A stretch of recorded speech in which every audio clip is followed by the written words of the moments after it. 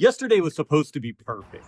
Good weather, your favorite spot, you put in the time, and you got absolutely nothing. Sound familiar?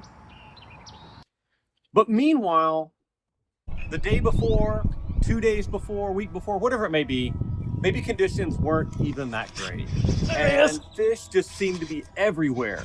There he So is. what changed? Here's what a lot of anglers never figure out. A lot of the time, it's not just your bait or your technique. The conditions have changed, and the fish, they've repositioned themselves. Once you understand what fish are actually reacting to and how changing conditions affect their behavior, a lot of those confusing dead days start making a whole lot more sense. So let's break it down. If you fish long enough, you start noticing patterns. Some days everything looks perfect, and the lake, it feels dead. Other days the weather looks terrible. The wind's blowing, clouds are rolling in, and fish seem to be feeding everywhere. And a lot of anglers, they just chalk this up to the luck of the day. But there's usually a reason those days fish so differently. And a lot of it comes down to how changing weather conditions affect fish behavior. That's where barometric pressure starts entering the picture, but not as a magic number like a lot of people tell you, but part of a much bigger set of changing conditions that the fish are reacting to. So what is barometric pressure? Barometric pressure at its simplest level is just weight of the atmosphere pressing down on everything, including the water. That's it. Nothing magic about it.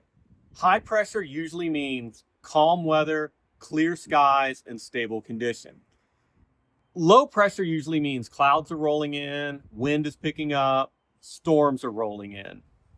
Now, anglers have noticed for generations that fish behavior shifts during those windows. And there's still a lot of debate about the exact mechanism, whether it's the swim bladder responding to pressure shifts, or whether it's really the environmental changes that come with the weather. And honestly, it's probably both working together. I'm not sure anybody fully knows. But here's what I've noticed on the water. The actual pressure number matters a lot less than whether that pressure is moving or not. So rising fast, dropping fast, or holding steady. This is what's driving the fish behavior. We've all been there. A storm starts rolling through, pressure starts dropping. And with that drop, you usually get wind picking up, skies going dark, surface chop, and fish respond to all of that. Bait fish get active, predators feel bolder and less visible, less exposed, more cover to work with. I've seen days before a front come in where bass are stacked up in shallows and hitting everything you throw at them. Those are the days you remember. I know at least I do. But here's where most anglers mess this up. They think the fish are reading the weather app number. What's actually happening is the entire environment is changing for them. Their whole world is kind of changing. And it usually doesn't last all day. Fishing before a storm happens in windows, sometimes 20 minutes, sometimes an hour. It can be dead for several hours, and then suddenly you get multiple bites really fast. And that's just a feeding window. So after a cold front pushes through, your pressure starts rising really fast. Skies clear up, wind dies down, weather settles down, and suddenly the fish that were slamming everything yesterday, they seem to have vanished. But in reality, they didn't go anywhere. They just reposition themselves. Bass will pull real tight to structure and cover, docks, brush piles, laydowns, and they'll just sit there. They're not moving to eat. The mistake most anglers make after the front, they keep fishing the same way they were the day before. Fast retrieves, big profile baits, covering a lot of water. But the conditions, they've changed. Your approach has to change with it. So slow down, smaller presentations, longer pauses.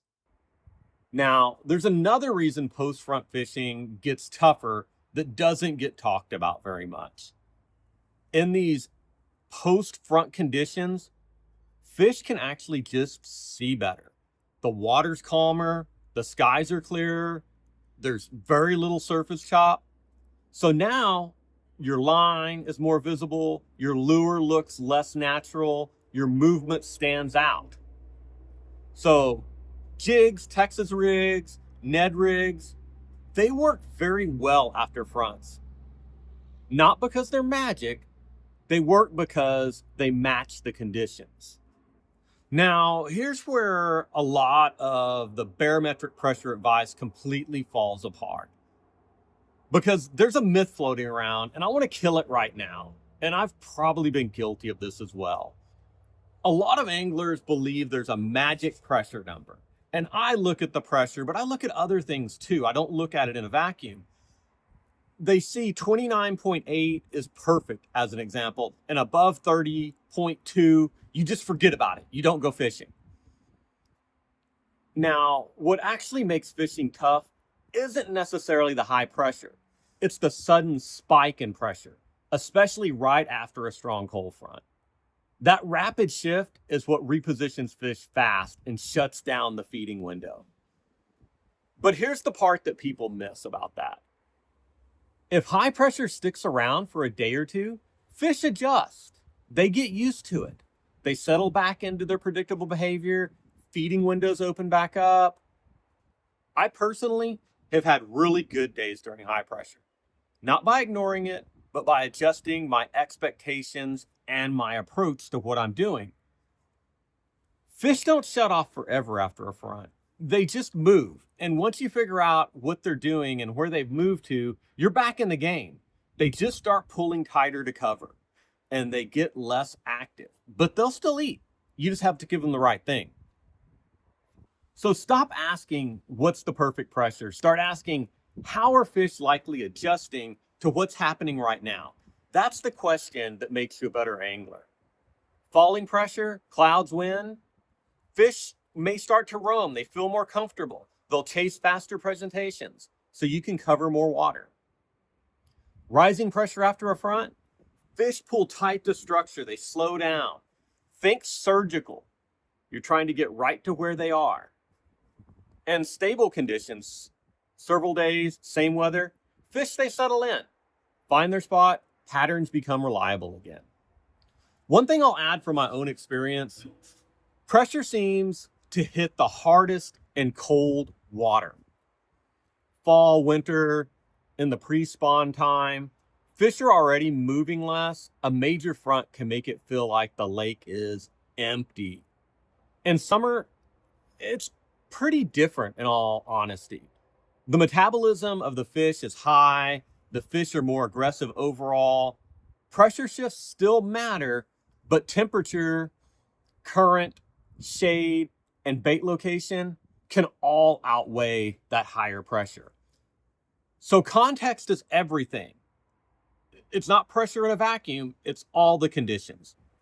And one more thing, this is pretty big for your mental game on the water. Understanding conditions keeps you from quitting on fish too early.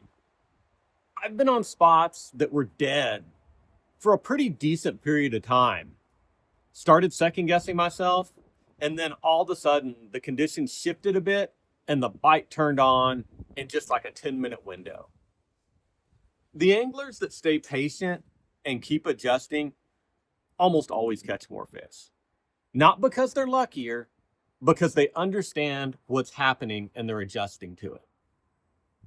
So the bottom line on barometric pressure, it matters, no question. But it doesn't work alone. It's not in a vacuum. It works with light, with wind, water temperature, seasonal behavior, and stability. The anglers who figure that out and stop chasing a number on the weather app and start reading the whole picture, that's what separates a poor day on the water from a productive day on the water. If this clicked for you, check out my video on why fish follow your lure but don't commit. Because a lot of the same behavior changes we talked about here show up there too. No hype, no gimmicks. We'll see you next time.